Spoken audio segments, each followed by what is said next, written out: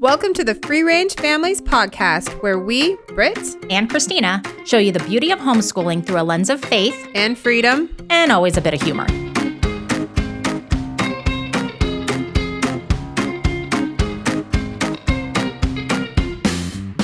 All right, welcome back to Free Range Families Podcast. I like your shirt, Christina. Thank you. It says, Snazzy. I homeschool because I've seen The Village and I don't want them raising my kids. Yes. I should clarify. I don't want a village idiot raising my child. Okay. Yeah. And I snorted. I know. I love it. And then you have Don't Tread on Me, which is so appropriate. Yeah. But today we are going to tackle a subject that I think is really important and a lot of parents worry about. How do I homeschool a child who maybe has special learning needs? Yes. This is huge for both of us, and we will find out why in just a second. But just to, let you all know, Christina has a background in this, so I'm going to feed off of her expertise, I should say. I have a background from experience. Yes, and I have a master's degree in special education, and I worked a lot in public schools with special education students. Yep. Plus, I have my own exceptional kids. Yeah, and me too. And I identify with this because I actually want to start with a quote today. Okay. I think good. Because a quote is so important. It leads into everything. The quote is, "The biggest mistake we make in life is to treat everyone equally when it comes to learning." Yes, that's huge. Well, that's homeschooling, and that's what you don't want to do. That's public school. Yeah. Right there, that quote. You don't want everybody to be treated the same way with learning. Imagine if some of the greatest thinkers like Tesla and Einstein and if I think we used a quote in a different episode from Gatto about how there was if they were just, no, you have to learn this way and that's it. Well, most of them would have ended up in an insane asylum or something like that. So we cannot, people think that, okay, well, I understand that sometimes you have to have special ways of teaching a kid who maybe struggles with learning. Mm-hmm. But in reality, the beauty of homeschooling is that you can tailor the education no matter your child. Yes. Everybody learns differently, whether you're a gifted student or you have any type of learning disability, or if you have any type of neurologic challenge, ADHD, that really does affect how you learn. No, it does. But what we don't understand is that even people, and I'm going to use the air quotes for this, even people who are normal, mm-hmm. which is such a stupid term, but they learn differently. Oh, yeah. I am a very visual Me too. learner. Me too. I'm a visual learner. I used to be able to look at a page and I wouldn't say I had photographic memory, but I almost had. You didn't know about this? No, but me too. So I would when I was even all through college, I would close my eyes and I would see my textbook page and I'd be like, okay, wait, I know it's not like I could read it, but I was like, it would be on the bottom left corner above this picture over here. And I would know where the material was and then it would click in my head. We have not discussed this before. No, but when you see me talk and I'm looking off into the distance, it's because I'm picturing whatever I'm talking about in my head. Mm-hmm. Oh my gosh, I love you even more now. I know. We can relate. But that's what I'm talking about. It doesn't matter. I was never diagnosed with anything. I was in gifted courses. I went to college early and all of that. But yeah, I learned very differently than so many people. I was diagnosed but later in life. Right. Which is very common. Yeah. So I want to kind of take today's episode and give some strategies, go over what are exceptional kids, because that's more of a general term than special ed or gifted, exceptional kids. What are exceptional kids? Kids who learn exceptionally outside of the standard normal way of learning. Well, and it doesn't mean that you're at one level and it's off the charts kind of, or all of the levels and they're all off the charts. It means you can be off the charts in something and then struggle with something else. That can be an exceptional child. That's actually something I want to talk about. Okay. There is a term called twice exceptional. Mm-hmm. And a lot of people do not understand what twice exceptional is. A twice exceptional child is an intellectually gifted child who also has a learning disability or a neurologic challenge. Yep. So they would be a child who is very gifted in certain areas and perhaps has some deficiencies in other areas that they need to work on. Yep. And I have a twice exceptional child. My youngest is like textbook twice exceptional. And we actually and this is funny, even with my degree in special ed, I was not trained for a child like this until my own child became of school age. And then we had to take him to occupational therapy because he had a lot of fine motor skill issues. But yet this kid is he's 8th grade now and doing 10th, 11th grade math. Well, I didn't understand what was going on with me until my child was diagnosed with Tourette's, which we'll get into. Yeah.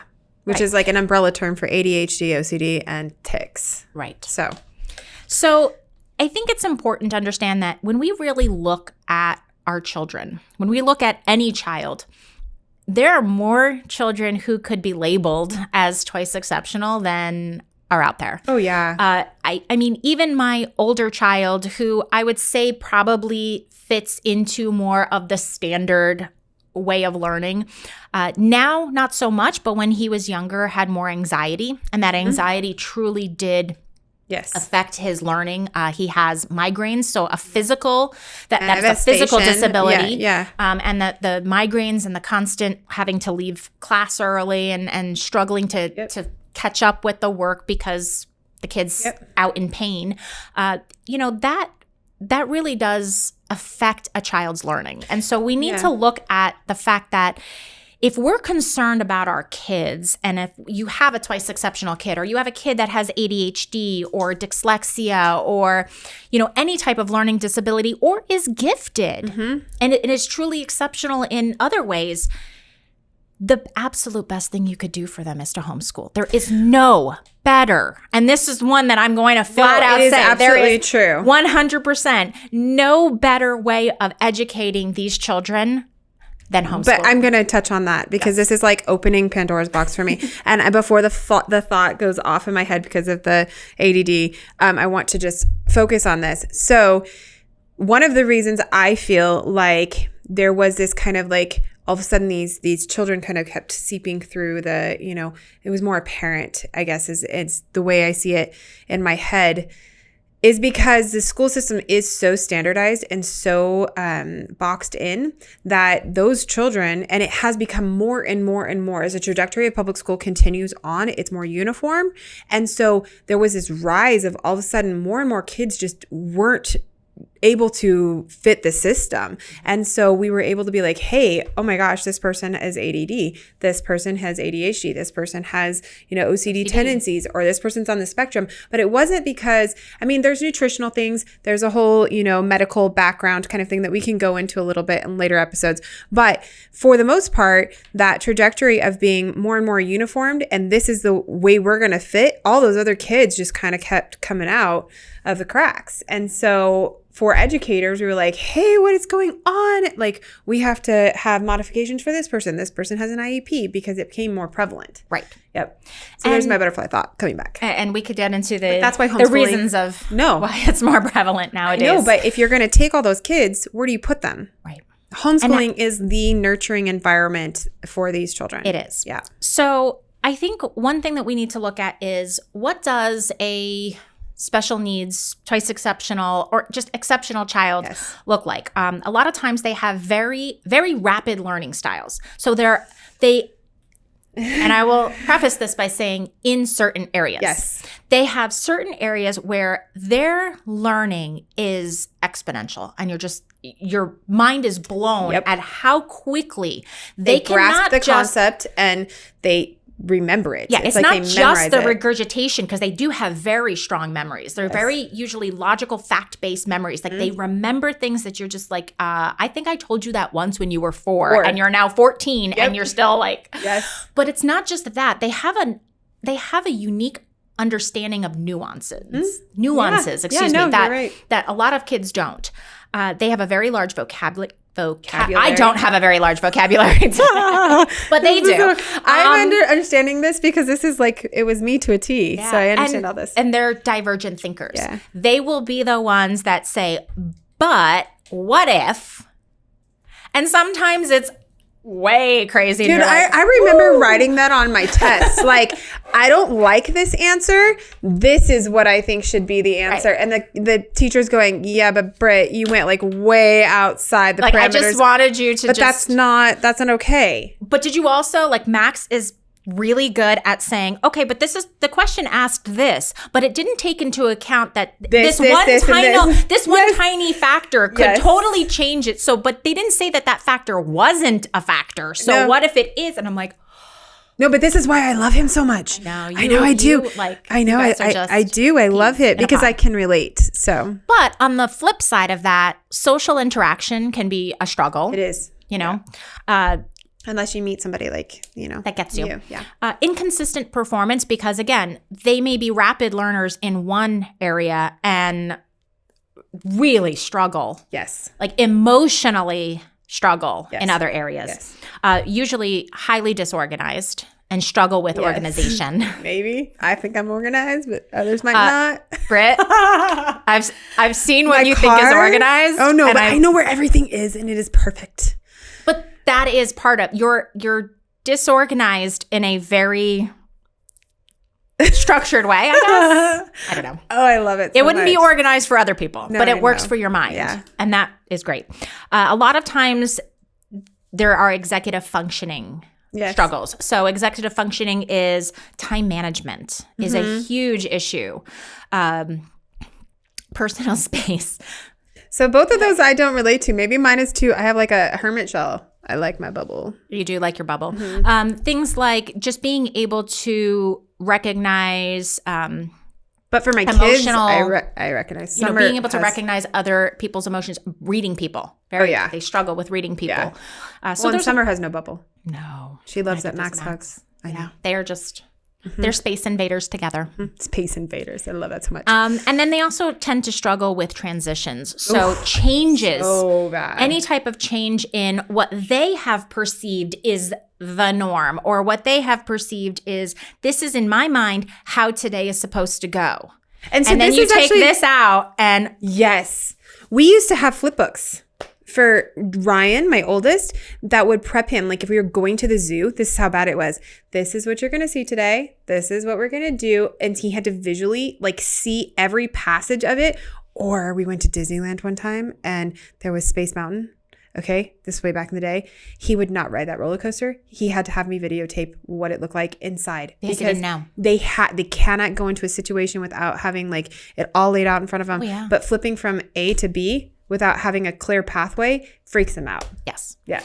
And a lot of people don't understand that emotional issues really affect your learning. And so sometimes it's just, the kid just has to figure it out and has to get over it. It's like, I mean, true in a sense. Up to a certain point, but let's help them get there. Let's give them the strategies and teach them how to do that instead of just throwing them into an environment where they struggle. Well, I mean, when you go into a job interview, this is how I kind of equate it. You're nervous, okay? There might be something. I mean, I've been in many job interviews. How do we get from point A to point B without learning through experience or failing and then realizing that maybe these are the things I need to take to get to that next level? That's our job as parents with these types of kids, is helping them get to that point. Yeah. And I'm not going to sugarcoat it. It is a lot harder to teach your exceptional child. Yes.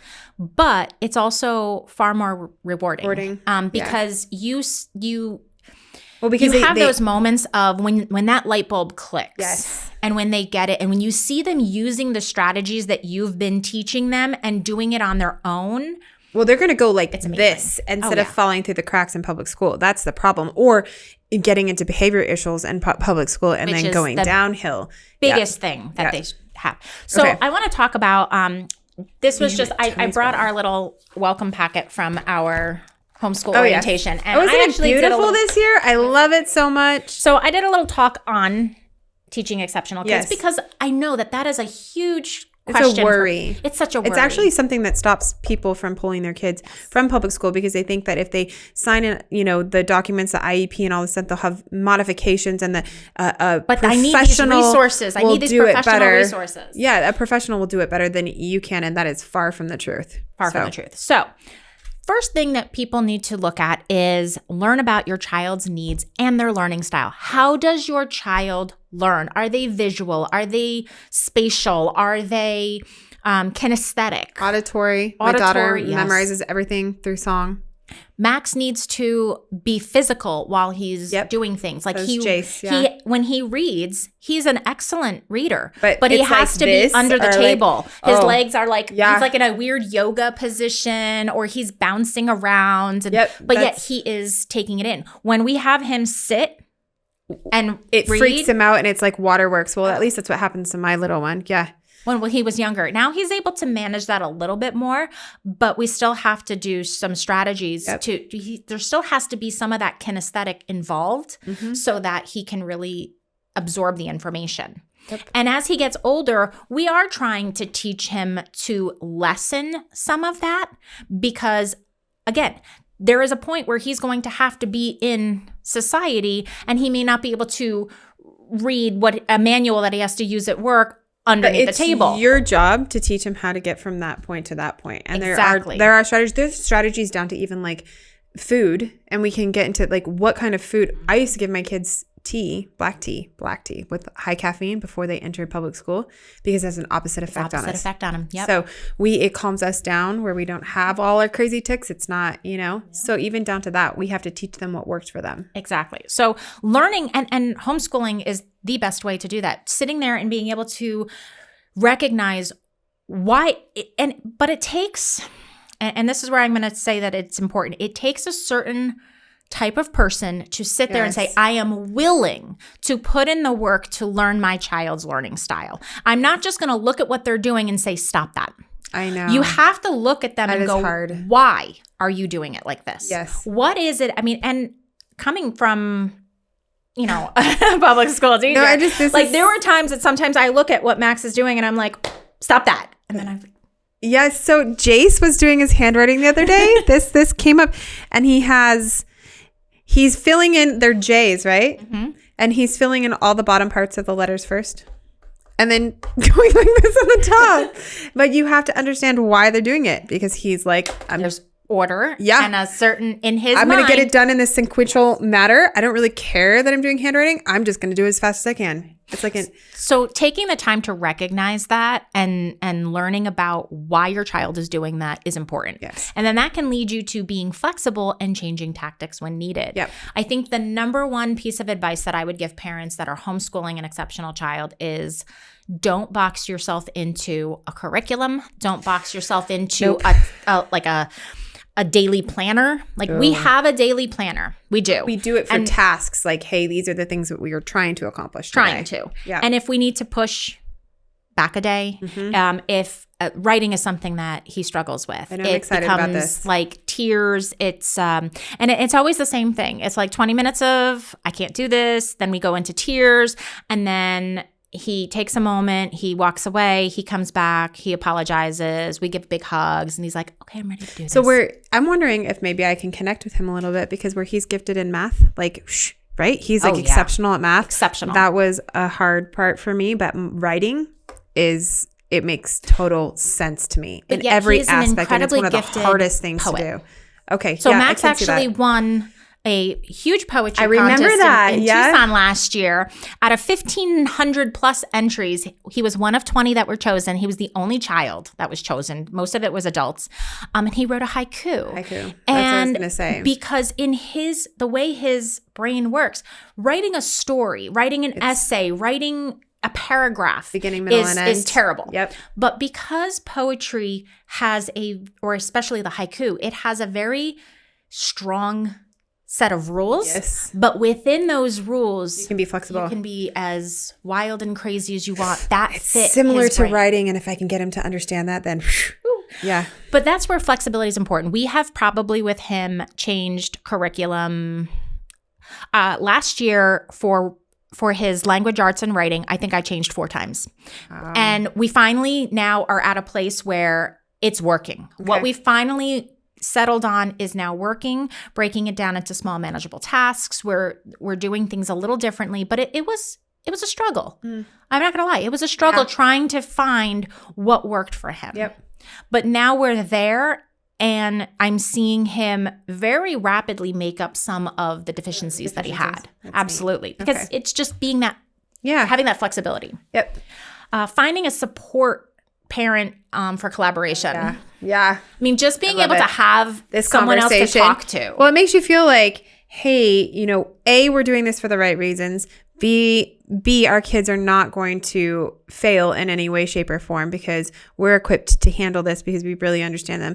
And C, there are support people that we can have this conversation. I can learn something and relate to how you do things. There are so many resources online too. Like, Oh, yeah. And we'll post them in like the comments under this video. But there's like HSLDA. If you have not joined that group, they have so many resources on it. And then if you just kind of start using that wonderful internet thingy, go Google it. Yeah.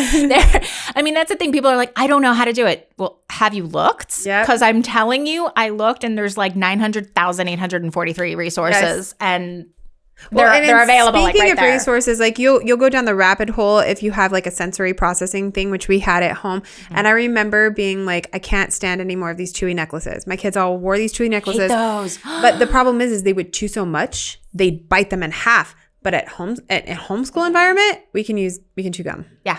And the kids don't get in trouble. Here, have some grapes. Yeah. Have or they're constantly chewing almonds. crackers or whatever, They're getting the that oral, in a totally different way where they're not going to get in trouble. Exactly. So, and this is my next one. And this is easier as they get older. Teach your child to self-evaluate. Yes. So again, I told you one of the things that Max struggles with is writing. And so it would be an emotional breakdown. Yeah. And it like, I can't do this. And then spiraling. Yeah. And so from a very early age, we found a Sesame Street episode with Elmo and Will I Am. And he sings like this belly breathe, when the monster inside, you got to belly breathe. And so we started doing that with Max when he was like 2 or 3 years old. So good. And I see it even now at 13. He'll get really frustrated and he'll just be like, do it. At 39. Just need to belly breathe. And it's like, now it's all calm because before it was like singing and we would do it. But now it's just. Okay, so I don't know what it's called. We didn't do belly breathing, but I would tell my children to put their hands on their head. Mm-hmm. It was, hey, Ryan, put your hands on your head and take a deep breath. And because his hands weren't doing anything, he had to focus on like, okay, I'm here to calm down, but it works every time and it still works. Strategies for self-evaluation. Yep. If they can start to recognize their triggers before the triggers spiral out of control, then they can start controlling themselves. Well, and the thing is, too, is once you know that self-evaluation, this is huge. I think a lot of parents, unless they had talked to me, and this might be a little bit of a longer episode because there's so much to unpack here, but unless you had talked to me and known my background and Ryan's background, you wouldn't know he had Tourette's. No, because not at all. he doesn't tick as much as he did when he was in public school system, or you don't see my eyes go crazy because I can kind of calm that trigger down, but he's been able to self-evaluate like, hey, what are the things that are making me stressed out, because it is a stress kind of thing that are making me tick. Having my neck, video games, too much stimulation, being in an uncomfortable environment that I just can't seem to fit right now, any of those things. And so you wouldn't know it unless you've been with him for a little bit and he's been in a stressful, if he's plugged into electronics for too long, I definitely, like, he had an Oculus for maybe, I don't know, 6 months. And then he's like, Mom, I can't do this anymore. Yep. And he gave it back to me. And that is self-evaluation, saying like, I'm literally spiraling out of control. I can't do it. I can't because my tics are coming back. Yep. So, but it's our job to help them get to that point. Right. Yeah.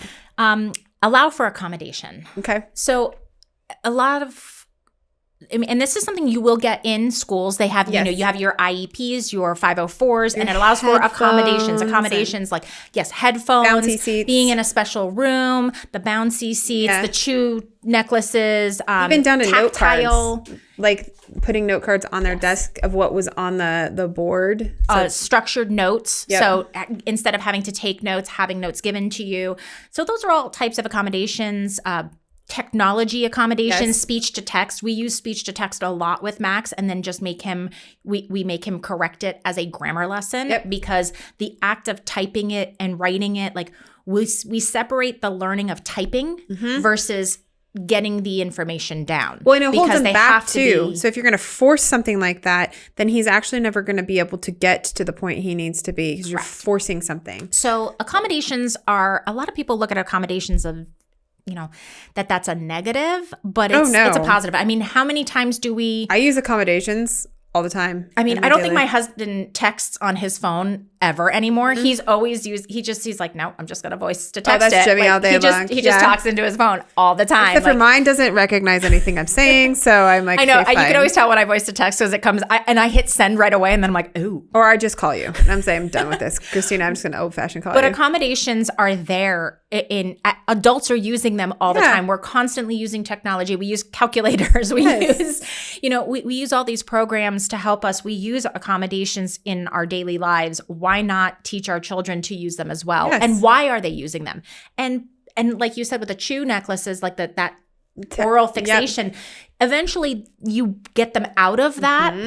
But it's there to help get them through it to the point where then they can self-evaluate and move on. Like I saw my middle daughter suffers from, like OCD and a little bit of anxiety. We had ballet evaluations yesterday, and I noticed that she immediately was like gum because she is able to be like, I'm super nervous, and now I don't want to put my shirt in my mouth because that used to be her thing. And so she's able to, even at 10, but because we've been out of the system, she knows, hey, I need something right now to kind of, and it's okay. That's good because, I mean, how many adults don't know how to self-evaluate and say like, hey, I feel myself spiraling right now. I need a minute. Yeah. I need a minute. Yeah.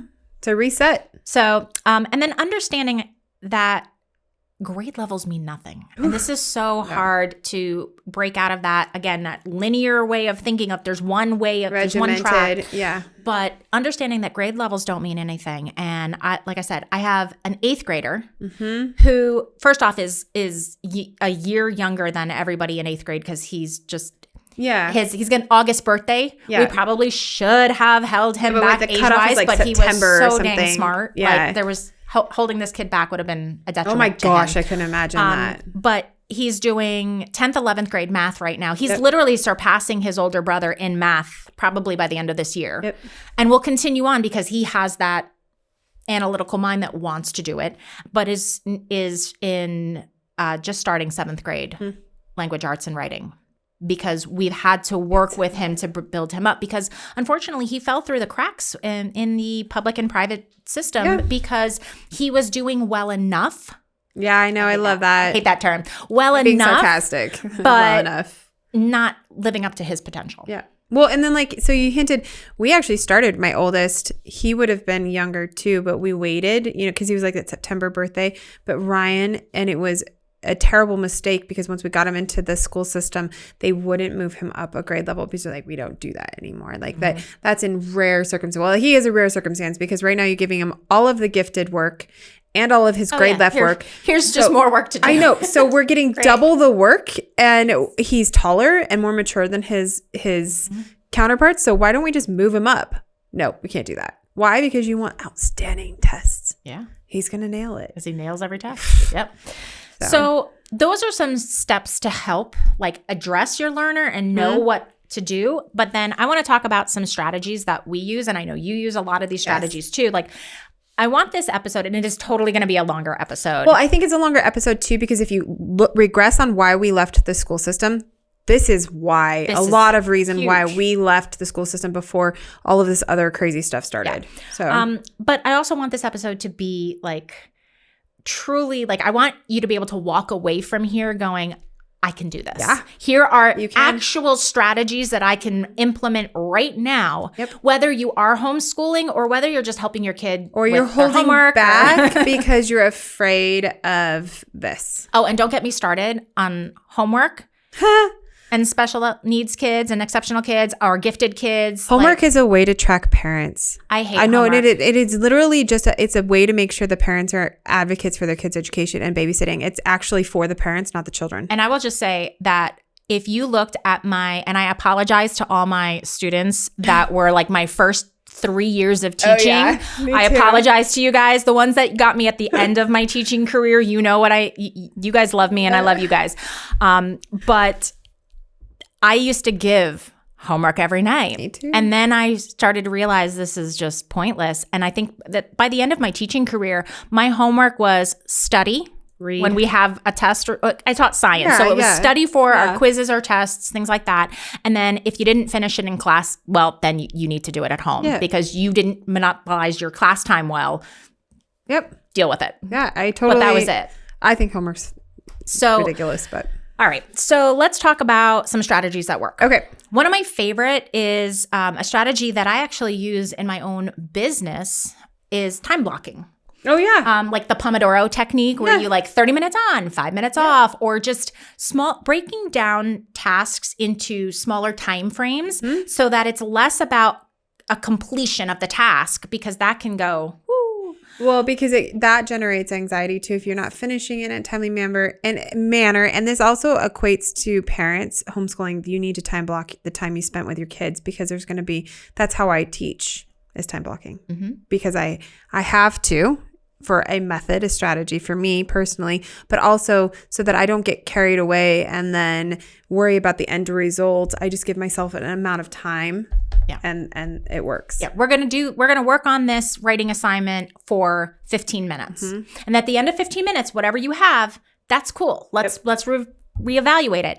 And what I try to do with Max is teach him like, okay, so our goal, our next 15 minutes tomorrow is just to get another sentence done. That's it. Like one little easy, recognizable task that we can do that we can check off, which brings me to check marks. Oh, yeah. Checking off tasks. It's so good. So like. But crossing out. I'm scribbling things all over the place here. We did that. But I mean, like, think about how good that makes you feel. Like, I've crossed this off my list. It's a tangible saying like, I am done. We're moving on. So those little, like we have a little planner every day that they have every assignment that they need to do. And I even put things on there for him like exercise. Check it off. You did your bass. You did your bass guitar practice. Check it off because every little check mark is just that mental reward that then goes, I can do this. So we don't use a planner, but I do use like note cards, flashcards, and then I give them a new checklist every day. Because my kids are the same exact way. They're like, okay, I'm done. I brush my teeth. I'm not joking. I'm like that. Like sometimes I will just write a checklist of like the things that I already did and then check them. Like, but I accomplished so much. I actually challenge them at the end of their week, the same I do, to write a list of everything that they learned. So then it kind of works both ways to be like, hey, I did all of this too, but this is actually, I did so much more than I thought. Yeah. That's good. I think I might have to implement that. Good strategy. That's a really good strategy. Wiggle breaks. And this goes for like kindergarten through 12th grade, like, or college, whatever. I mean, I need wiggle breaks. 100 years old, I need wiggle breaks. I mean, and every kid has that different threshold. Like, how long can they sit? My oldest can sit probably, he can literally sit and work for an hour solid. I think Ryan and then he'll get up and he'll be like, I'm going to go exercise for a little bit. Yeah, I need a break. I'm like, okay, great.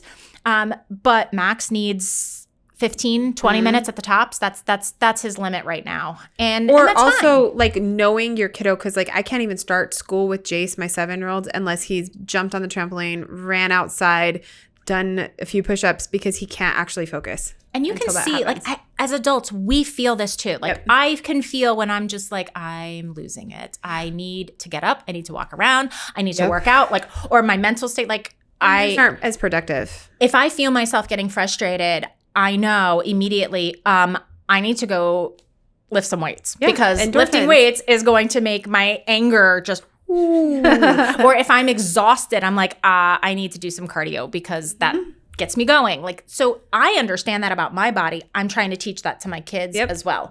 And actually, you're very good at this. I am. You are very good. I'm not as good as you about that.